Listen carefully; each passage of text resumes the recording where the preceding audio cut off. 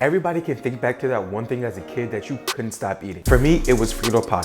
I'm not talking about the BS you get at sporting events. I'm talking about a real deal comfort food. Seasoned ground beef chili, lots of cheese, layered between crunchy Fritos. It simply doesn't make sense how good this is. I haven't had this in a long time, so let's get to work. If you were to ask my grandma, the first words I ever said were Frito pie.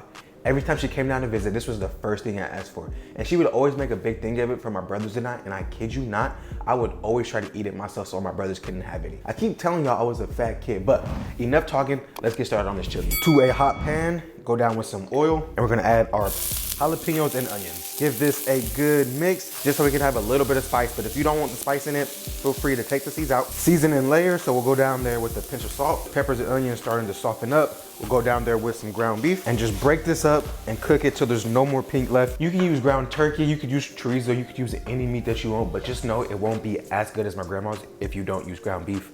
And Nini, I know you're watching this, so I know you said I need to use ground chili. For people that don't know, that is just ground beef in a looser form. It's not as grounded up and as compact as ground beef is. Couldn't find it at the store. I was gonna do a whole ribeye, but I got lazy, didn't feel like grinding that down, so I'm using ground beef, so I apologize. Once most of that pink is gone, we're gonna create a little hole in the center. Add a good tablespoon of tomato paste. And like always, guys, I'll drop the recipe down below, so don't worry about writing anything down. Let that toast up for just a couple seconds and then mix it all in. And this is really just gonna help it thicken up, add a little bit of depth of flavor as well. After a couple seconds, let's season this up with some Lipton onion mix, sazon. These are really the two main ingredients you want to add in my grandma's recipe. A little bit of garlic powder, onion powder. For a kiss of heat, we'll go down there with some cayenne pepper. We need some chili powder. This is chipotle chili powder, a really good twist. Smoked paprika, of course. I feel like this is a necessity for me. Like, this is one of the main staples when I come to cook. We'll go some diced tomatoes, about 14 ounces. Mix this in. And if you notice, I haven't used salt or pepper yet, and that's because the Lipton onion mix and the sazon does have a lot of salt in it. So I want to get this chili to where I want it, and then at the end, I'll taste and adjust to see if I need to add salt and pepper. And the last ingredient we're gonna go in there with just a little bit of beef broth. Probably like a cup, maybe a quarter cup and a half. Just mix this up, and you wanna let this come up to a simmer and let it simmer down for probably about like 5-10 minutes until thickened up. You really wanna let these flavors get to know each other so you have the maximum amount of flavor at the end. Once all these flavors have become good friends, we're gonna add two things to it. Cheddar cheese and then Colby Jack cheese. I want this mixture to stick together like family, so I want it to be thick.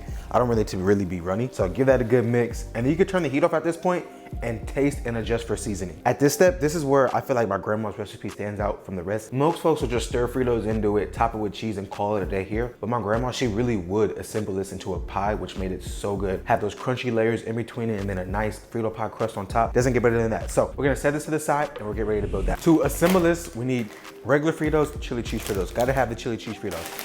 And to build the bottom layer, we obviously need to make a crust. So we gotta crush these up. This was one of my first jobs in the kitchen, and every time my grandma would ask me to crush the chips up, I took so much pride in it. And she would even let me pour the bottom layer.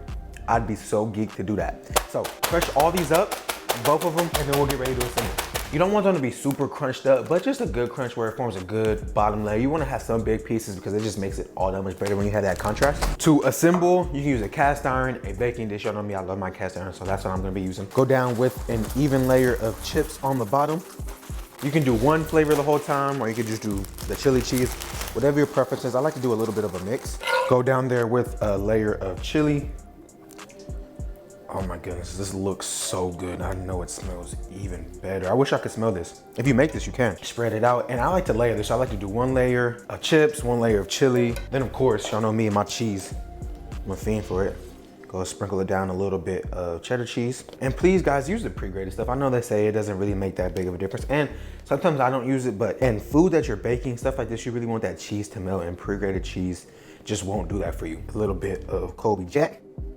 And you can use pepper jack 2 cheese in this, and this would be great. Add a little bit more heat to it. Then of course, go down there with another layer of your Fritos just to cover it up. This is really like arts and crafts for adults. And then go on top of it with the rest of your chili.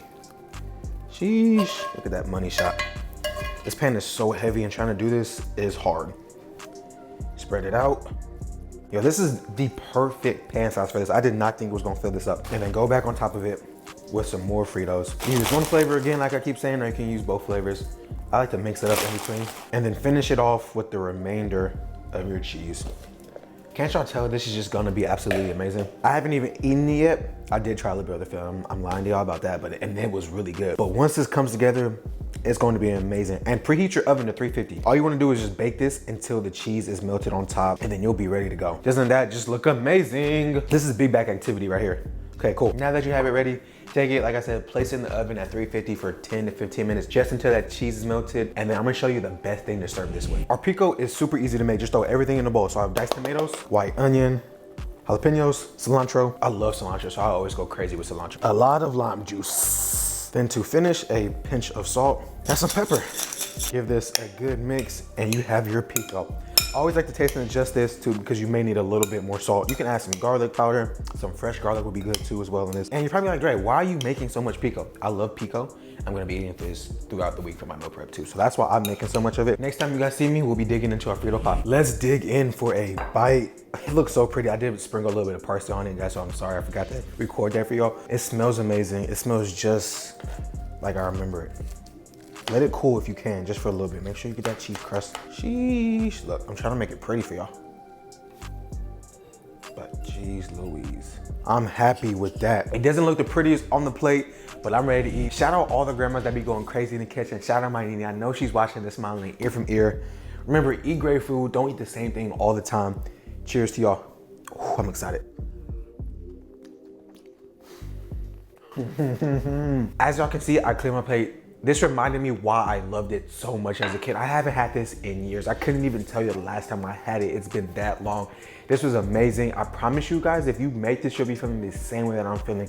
And I put my grandma up against anybody's grandma out there, and I know my grandma would kill it in the kitchen over yours. I'm confident in that. I'm cocky like that. But like always, guys, I appreciate all the love and support. I really do. Comment down below what I could do next. Don't comment down below what I could do different, because this is a perfect recipe. I don't want to hear no slander.